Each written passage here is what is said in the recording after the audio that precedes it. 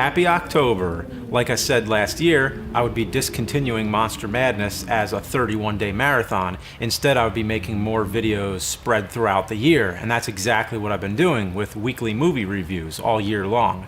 And now that it's October, of course we should delve back into horror. The 10-year history of Monster Madness is behind us, but now I give you Son of Monster Madness with a new video every Sunday, Bloody Sunday. The rest of the month will be filled out with reruns. They're old videos, but they'll be seen on YouTube for the first time. I hope this adds a little Halloween spirit for you this month, because that's the whole point. Let's start it off with Gargoyles, a 1972 made-for-TV movie. I can't say I've heard of that many movies to feature gargoyles. It's usually vampires or werewolves. I saw this movie on TV sometime in the 80s, and then it faded into obscurity. But there's still lots of people out there who remember it. For those coming to it fresh, it may seem real cheesy, but if you were young when you first saw it, it's one of those things that sticks in your mind. Today it's not that special, but back then it was pretty cool. My favorite part is the opening. It starts out like a documentary explaining the history of gargoyles.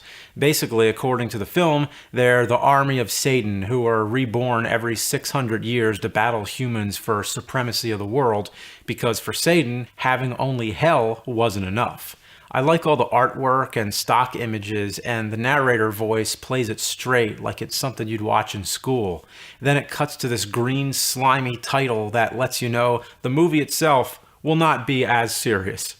An author who's writing a book on the supernatural brings his daughter with him on a road trip to meet a museum owner who claims to have an interesting artifact to discuss. When they get there, they see the museum is just some old beaten down shack out in the desert, and the owner seems like he hasn't had a visitor in years.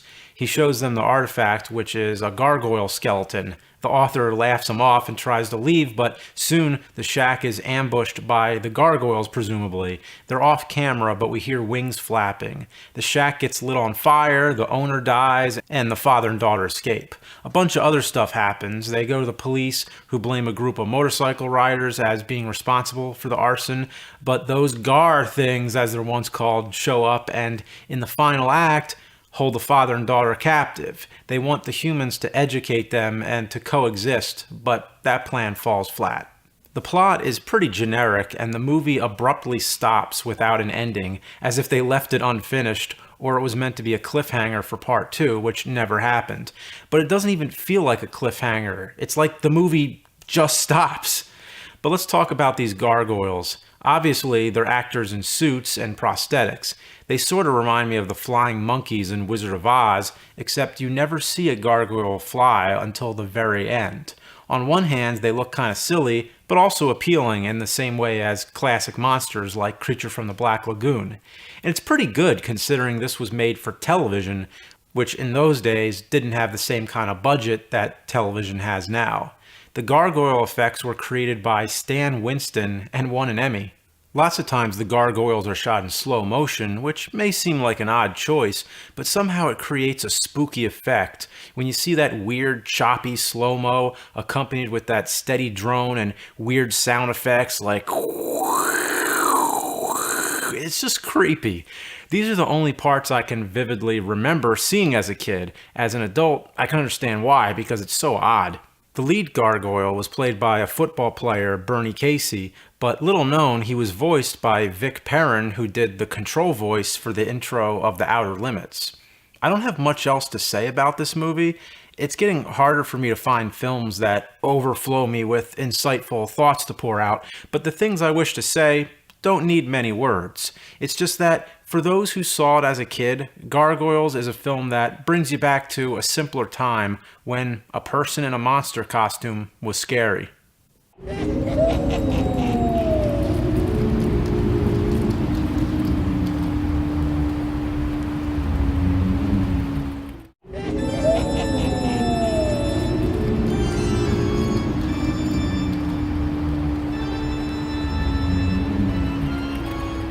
Just when you thought there were no more classic horror films left for me to review, there's The Most Dangerous Game from 1932.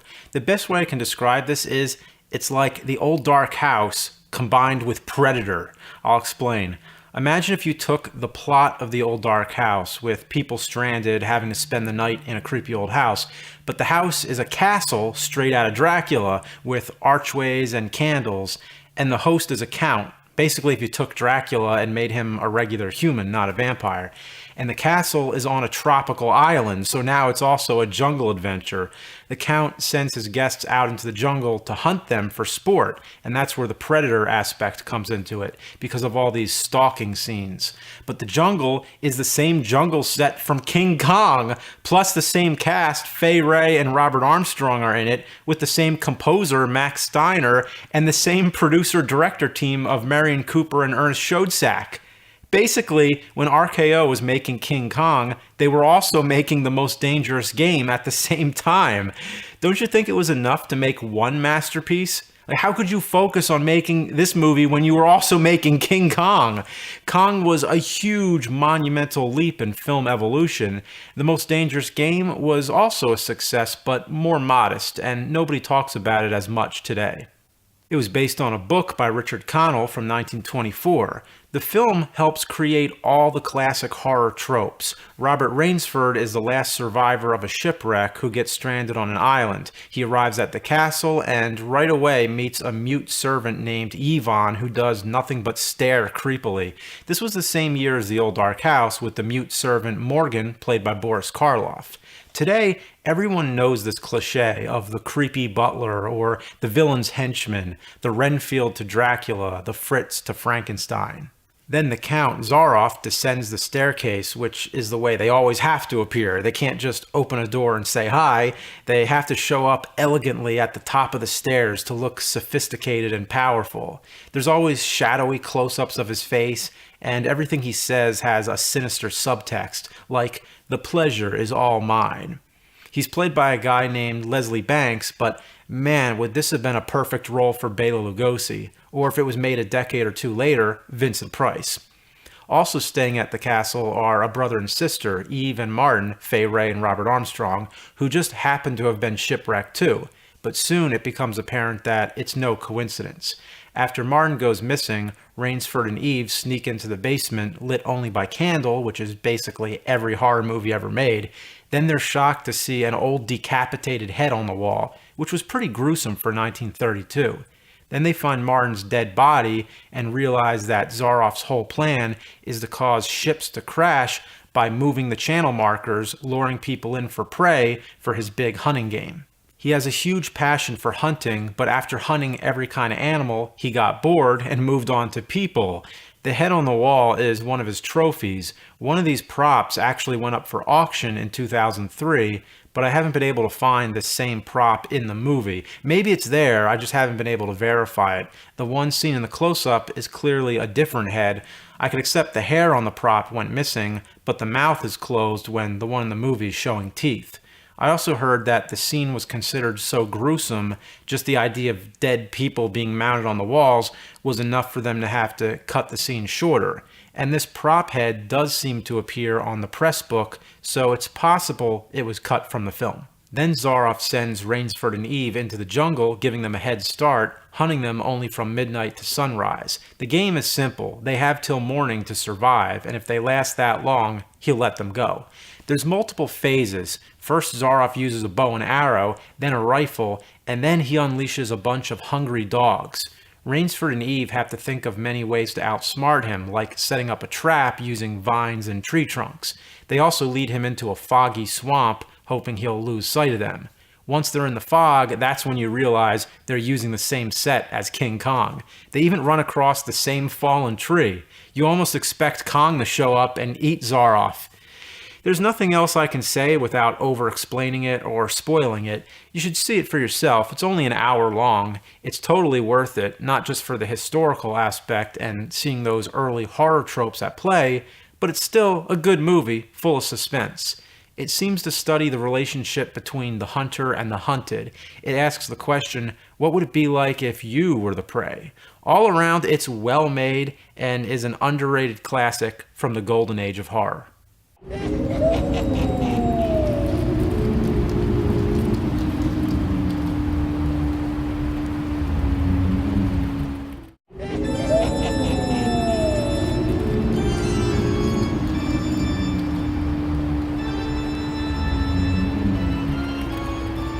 In the 80s, there were lots of movies about small creatures running amok, like this one, Hobgoblins, which many say is a low-rent version of Gremlins, but I'd reserve that description for Ghoulies. That's still a big step above Hobgoblins, and that's saying something for a movie that has a poster with a monster coming out of a toilet. Hobgoblins is the shit that movie dumped out. But I do prefer it over Ghoulies. It's celebrated for being crap. It was featured on Mystery Science Theater 3000 and has a cult fan base. It's extremely low budget. According to the director's commentary track, they didn't even pay for any of the locations, so they only shot in places they could get for free or get away with without permission. You can easily tell they had a small budget to work with, and to a certain degree, every movie is a result of circumstance. They didn't have the money, or there were certain problems that came up, or whatever. But then there's those weird decisions that go without any plausible excuse. The scene that stands out is when two of the characters have a fight with garden tools. The reason for the fight is bizarre. One of the guys just got home from the army and wants to show off how tough he is. The actual fight is even more bizarre. They basically click the garden tools together repeatedly for over 2 minutes straight. And then the aftermath for the fight is the most bizarre yet. The army guy's girlfriend is happy that he just beat this poor guy to the ground. She calls him his hero and then runs into a van with him to have sex, which is shown by having the van like rock back and forth with a cartoon bouncing sound effect. Then the loser's girlfriend gets mad at him for not being man enough or whatever. Why doesn't anyone help him up or ask him if he's all right? Why do the girls want to incite violence? Who fights with garden tools anyway? This is the type of stuff you can't make up. When you see characters behave in this way, it detaches you from reality and lets you know that you're in for a ride. Like, this is a movie where anything can happen, so get ready.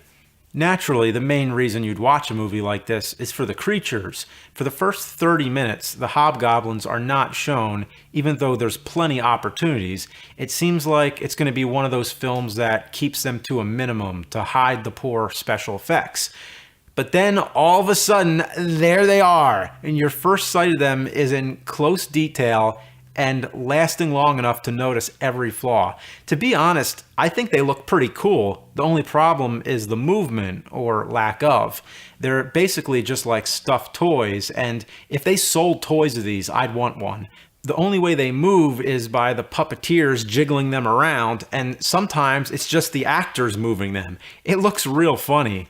At least one of them is a puppet, so it can move its mouth, but that's the best it gets.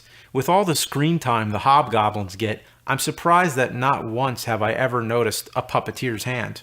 My favorite moments are when the hobgoblins pop into the frame and just hang out unnoticed by the human characters. It happens a lot, like they're just sitting there, just bobbing their heads.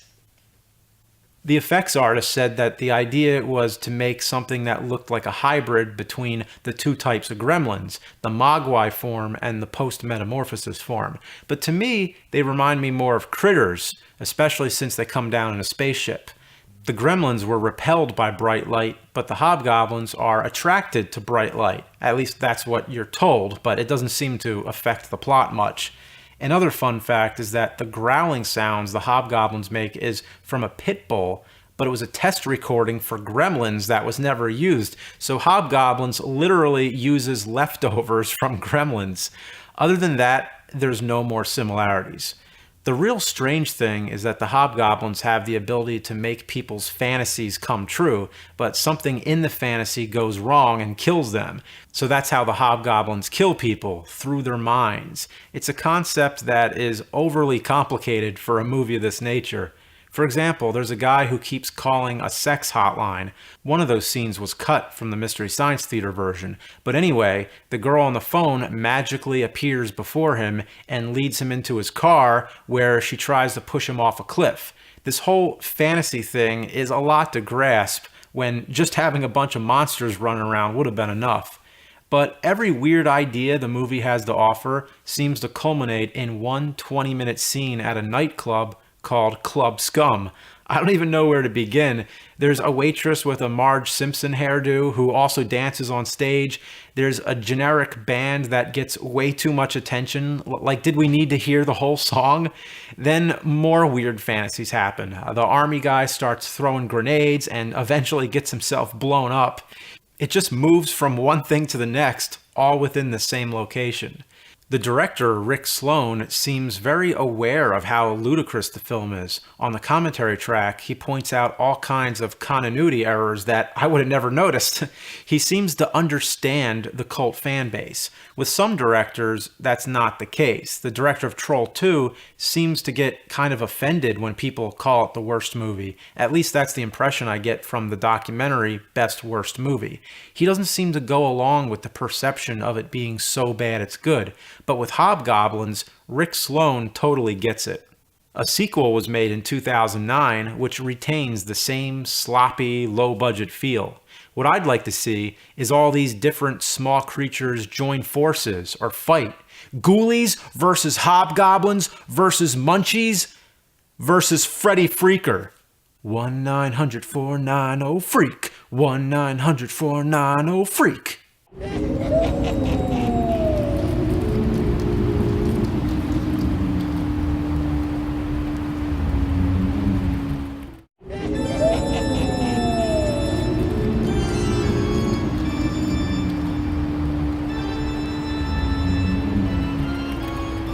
I already reviewed the first 3 Exorcist movies. It's a series that had very unusual results. Nobody really knew what to do with any of the sequels, or that it ever required sequels at all.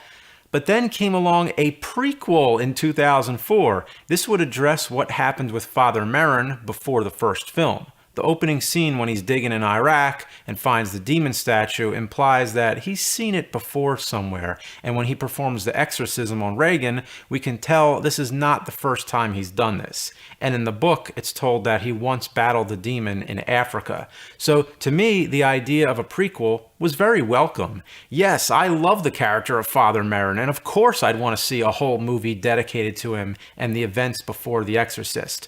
But here's the thing. The true curse of the Exorcist movie is that it was the only one capable of being good.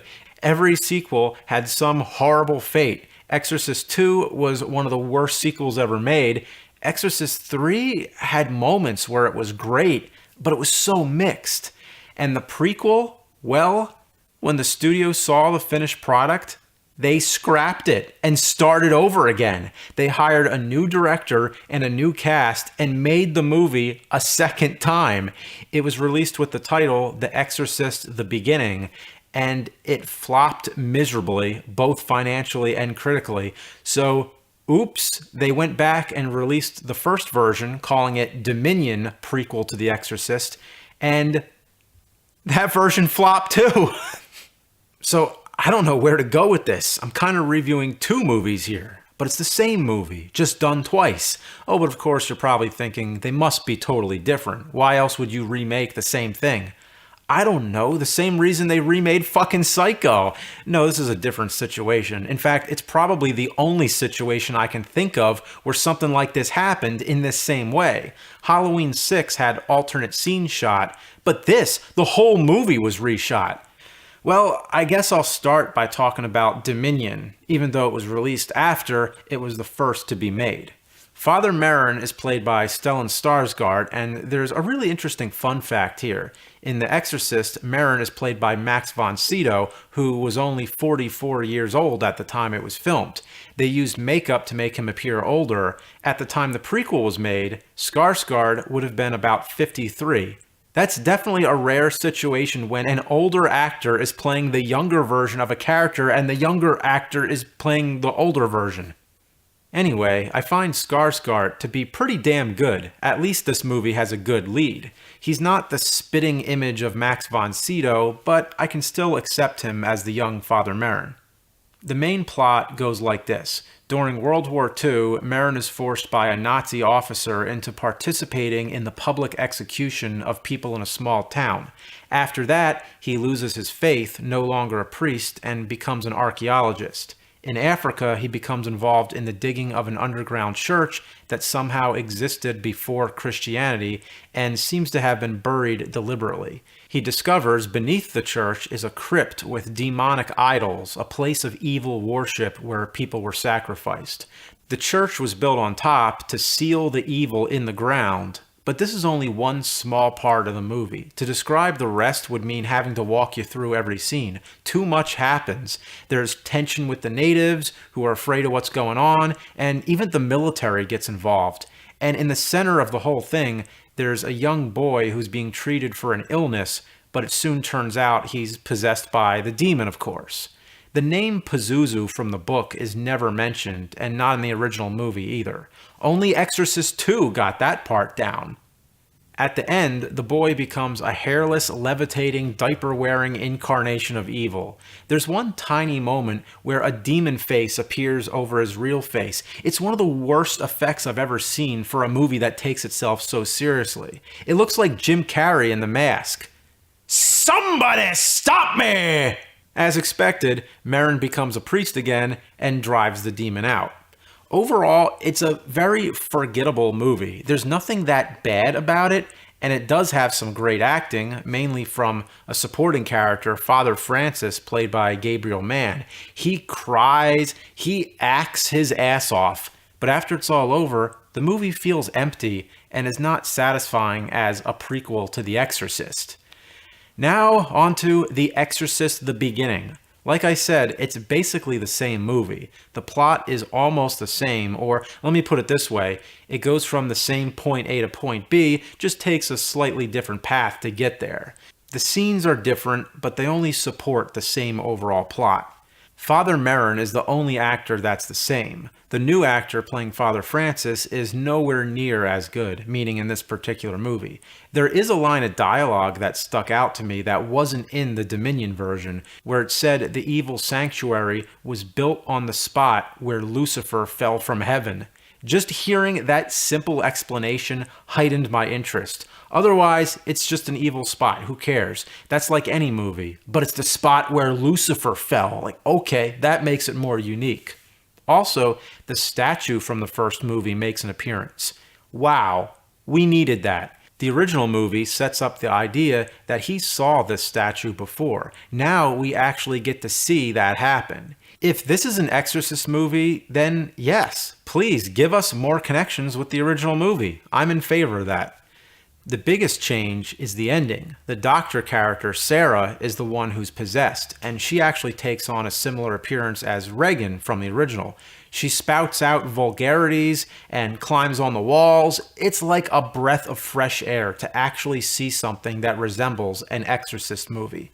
But even so, this final scene feels tacked on, like it was a last-minute idea. If they took all that time to reshoot the entire movie, why couldn't they work this in better? There's still a boy who's being treated the whole time, like he's the one who's going to be possessed, but instead, in the last scene, it turns out to be her. Why couldn't she be the one the whole time? It's clearly meant for commercial value to give the audience what they want, but the rest takes itself so seriously and becomes such a snoozer that this ending comes as a real wake-up and leaves you on high energy. So there's good and bad. Which version's better? I don't really know. Dominion has more of a consistent tone. Exorcist: The Beginning is more satisfying though, but in a cheap way. Both films look great, I'll give them that, and they tried. They really tried. Both take themselves extremely seriously, minus a few seconds worth of bad effects that take you out of it, but they take themselves a little bit too seriously, like they're trying to make Schindler's List. The first movie was a simple premise. It's a demon that possesses somebody. It took something that could have come off as campy, but these prequels tried so hard to steer so far away from campy that they went too far off course, not realizing that being campy and being a masterpiece are actually closer together than most people think.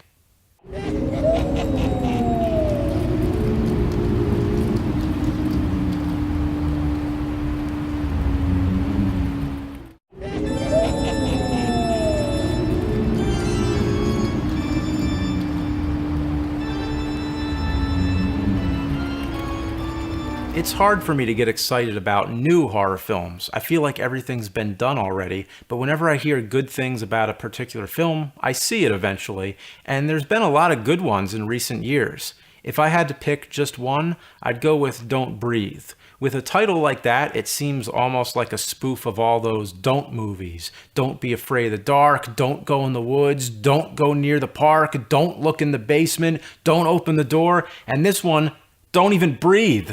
But if anything, it's just a marketable title. When I watched this, it got me fired up. After it was over, I was like, damn, horror is still alive. Now, lots of people like to avoid that term, like, no, this is a thriller. But that's where the best horror movies reside, on that fine line where you're not sure exactly what genre it is. The plot is simple. It's about a group of thieves who try to rob a blind man. They break into his house at night, only to find out this guy is one tough motherfucker and a war vet. Right off the bat, we're stuck with these unsympathetic characters. They're trying to rob somebody. There's no way we're going to root for them. So at first, I'm just waiting to see them get killed, like in any horror movie. I'm definitely taking the blind man's side, but I'm not going to spoil anything, so I'll just speak vaguely here. As the film goes on, they realize there's more going on in this house than they thought, and there's no good person here. Everybody's bad in some way, but each of them has a clear motive to why they're doing bad things, and their motives are created out of past tragedies. You can tell exactly what each of them's trying to do and why they're trying to do it. After all the suffering, you just want to see it end. You stick it through to the nail-biting finish. You just want to see everybody be okay and hope they learn their lessons. But something keeps happening to prolong the horror. Just one thing, there's a dog that comes after the thieves. So whenever the man is out of the picture, the dog is the problem. But then as soon as the dog isn't there, the man comes back. And then the dog's back. It just creates this nerve-wracking experience. For something that could be as simple as just get out of the house, they put enough barriers in the way to keep it going. The suspense is so great, it becomes almost unbearable. It really put me on the edge of my seat. The cinematography is amazing. There's lots of nice moving shots, but also a good eye for light and dark. The darkest scenes give us just the right amount of ambient light. It never looks like movie lighting. It just looks like what your natural eyes would see. There's also a scene that takes place in total darkness, but they allow us to see what's happening with a muted gray wash over it. You can see the actor's eyes dilated, and it's totally convincing that it's supposed to be dark. Other movies would just make everything look blue, which never really made sense. This is the first time I've seen darkness done well. And of course the man is blind, so when everything goes dark, he has the upper hand. It reminds me of the movie Wait Until Dark from 1967, where a blind woman defends herself from criminals by breaking all the lights in her house just so that the criminals are just as blind as her. But of course, with anybody who's accustomed to being blind, from what I've heard, you use the rest of your senses to your full advantage, which all become higher than average. Is there anything I didn't like about the movie? Well, there's a few plot details, which I won't go into, that make you question certain things. So not everything is 100% perfect, and there is one specific moment that probably went too far. If you saw it, you may know what I'm talking about. I think it's similar to the moment in Misery when Paul finally gets the upper hand and takes the pages of the book and shoves it into Annie's mouth. Here, something else gets shoved into somebody's mouth, and it comes off as overly comical, or it's just a laugh-out-loud crowd exciter, a relief in an otherwise bleak film. Not much else to say. Check it out. Not perfect, but I think it's one of the best horror films I've seen in a while. There's lots of other good ones recently, too, and hopefully there's a lot more good ones on the way.